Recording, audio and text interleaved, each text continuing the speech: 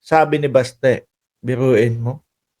Ito naman po yung sa vice-presidente, mga kababayan. No? Ito naman ho yung sa vice-presidente, mga bossing. Ayan. BP Sara! Tubig baha. Ipunin, i-deliver sa Malacanang. Wala na nga na itutulong, wala na nga sa bansa, no? Palabas-labas na lang ho, puro bring him home na nga lang ho ang naririnig natin, mga kababayan. Tapos yan pa po ang maririnig natin sa ating Pangulo. Kasi ho nakita nila, mga bossing, na si Pangulong Bongbong Marcos ay uminom ng tubig galing po doon sa kumbaga recycle. Tama ba ako? O yung purified water. Ayaw nila nun. Gagalit sila kay Pangulong Bongbong Marcos. Biruin nyo ho, mga kababayan, yung tubig ula iipunin, no? Tapos para mapakinabangan ho, mga bossing. Ayaw nila nun. Kaya ngayon binabatikos ni Inday Sara Duterte. Tubig baha, ipunin, i-deliver sa Malacanang. Akala mo naman, yung panahon ng tatay mo, diyan. Sa Davao muna tayo. Ilang dekada kayong nakaupo diyan sa Davao? 3 dekada mahigit? Di ho ba? Bakit hanggang ngayon simpleng ulan lang sa Davao, baha pa din. Nasaan din yung mga flood control na ginawa ng dating Pangulong Duterte? Yung umpisa pa lang ho, kakaupo pa lang po ni Pangulong Bongbong Marcos, mga bossing, naalala nyo, umulan. May bagyo din.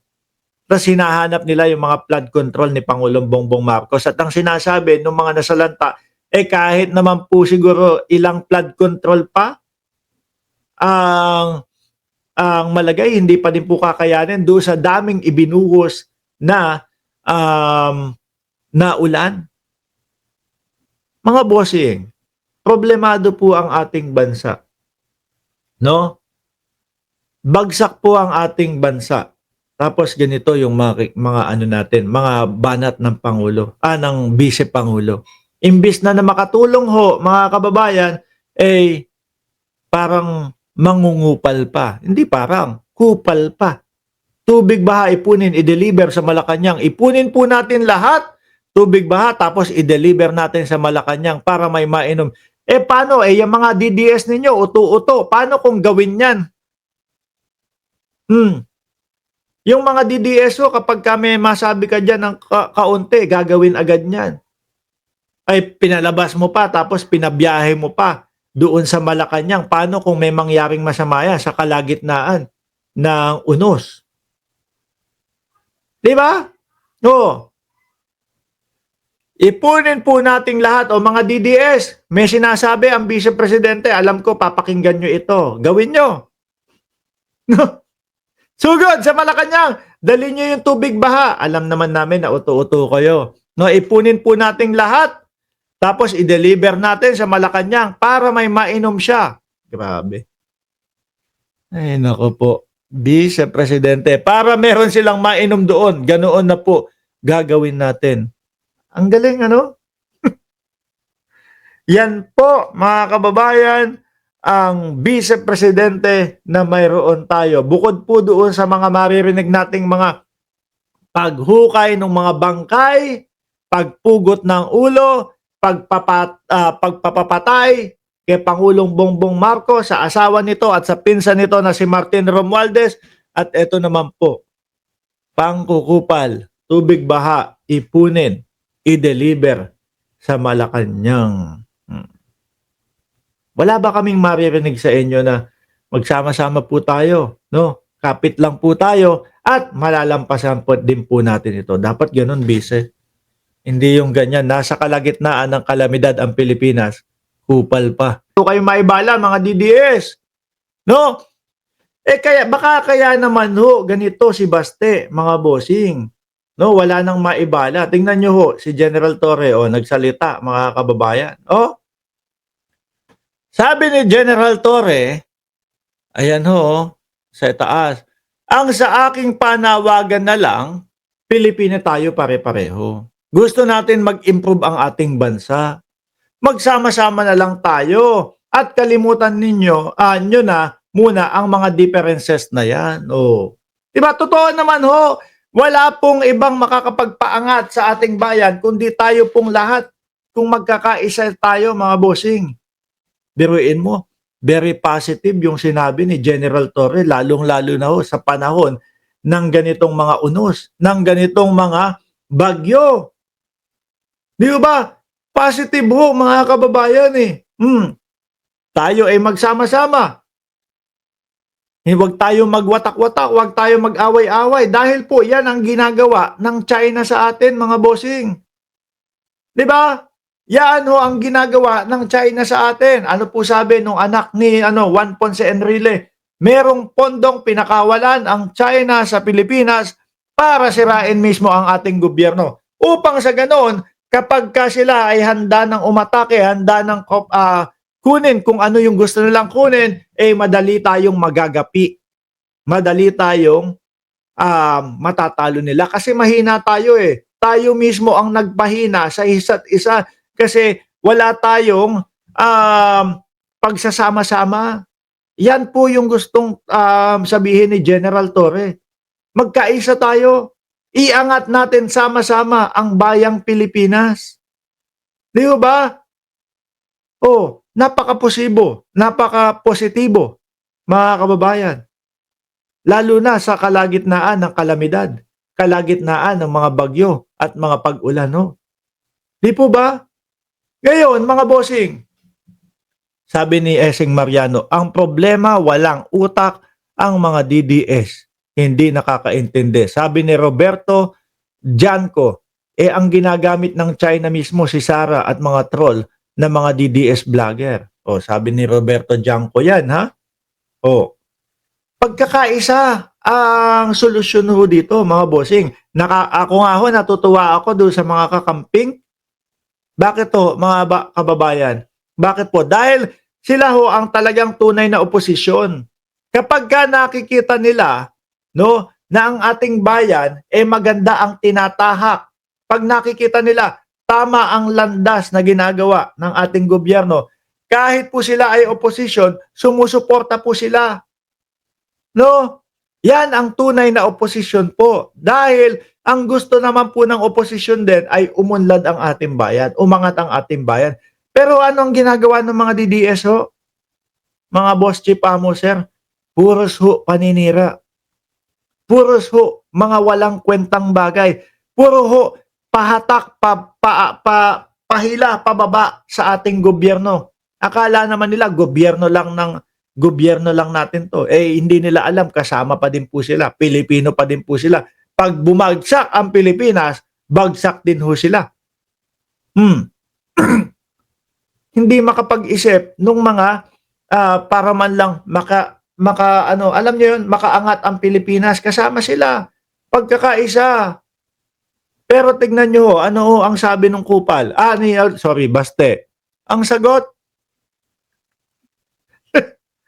tama ba naman yan? Davao City Mayor. Mayor nyo? Hindi, acting mayor na. Si Baste. Kasi yung nanalong mayor, hindi makaupo. Diba? Napaka-positibo nung sinabi.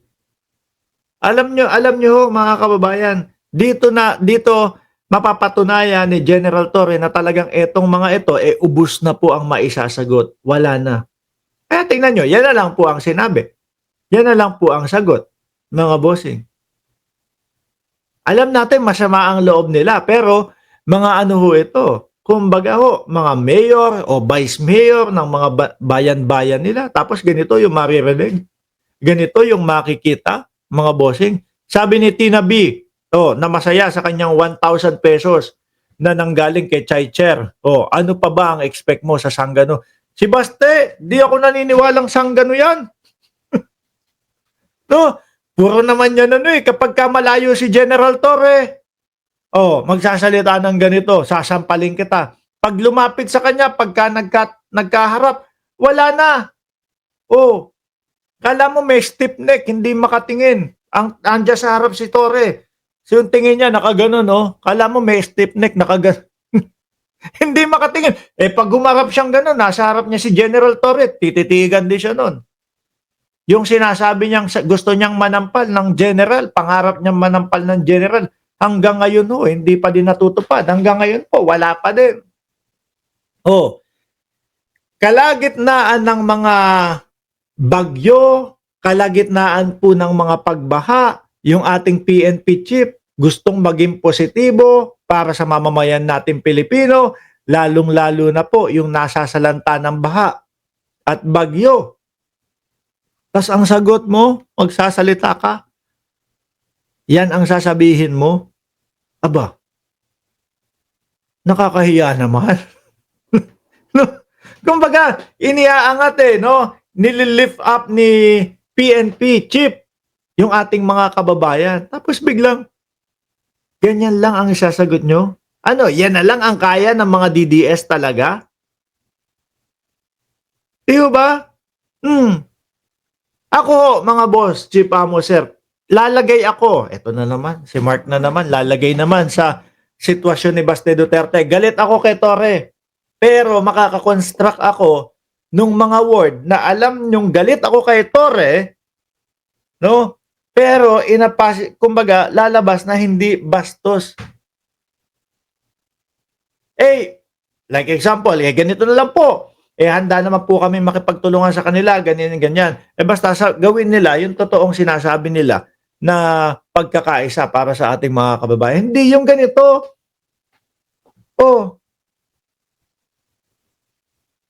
Maipakikita mo pa din yung galit mo kay Torre, pero hindi iisipin ng mamamayang Pilipino na bastos ka. Tapos kapag nagkaharap na kayo, wala na. Ano na? Duwag na. Wala nang maipakita. No, hindi na maipakita yung mukha. Hindi na makatitig. Yung pananampal na ipinapangako niya, hindi na nagawa. Mga kababayan. So ngayon dahil yan yung nakita natin kay Baste na sagot sa panawagan na magsama-sama ni General Torre sa mga DDS, ni Resbaca ni Baste, P, tapos asterisk KYU. Anong sagot ni General Torre? Rumesbak ho ulit, mga kababayan, kay Baste. Unawain na lang po, natin si Baste kasi alam naman natin na limitado talaga ang vocabulary ng batang ito. Ayun, nasa pool si Baste ng hindi iniisip o hindi pumapasok sa isipan natin na bastos si General Torre. Ganyan, Baste. Hindi ka marunong sumagot palibasa ang alam ni Baste, yung nakagano. Yung litratong gano'n, Pero bagho kayo. Love na love po yan ng mga DDS. Gwapo nga daw po si Baste para po sa mga DDS. Gwapo po ba talaga? No, may nagsasabi naman dito, para daw pong candy si Baste. Sweet. Yung candy. Anong candy ho yan? Max, matamis ho yan. No, yung Max. Para daw hong candy si Baste Duterte. Parang Max. Sabi nung mga supporter ni General Torre. Pogi daw si Baste. Sabi ng mga DDS, mga kababayan. Ayan, tingnan nyo. Sabi naman nung mga supporter ni General Torre, parang Max, matamis. Yung Max Candy, candy, baka kung ano-ano ang sabihin nyo. Ayan na nga ba sinasabi ko Yan ang sinasabi ko, sabi ni Lance Christian Baldanzo, Max Alvarado. Iwanan na ho natin yan. Yan ang kakupalang ginawa ni Baste Duterte sa positibong panawagan ni General Torre na magsama-sama na magkaisa ang bayang Pilipinas.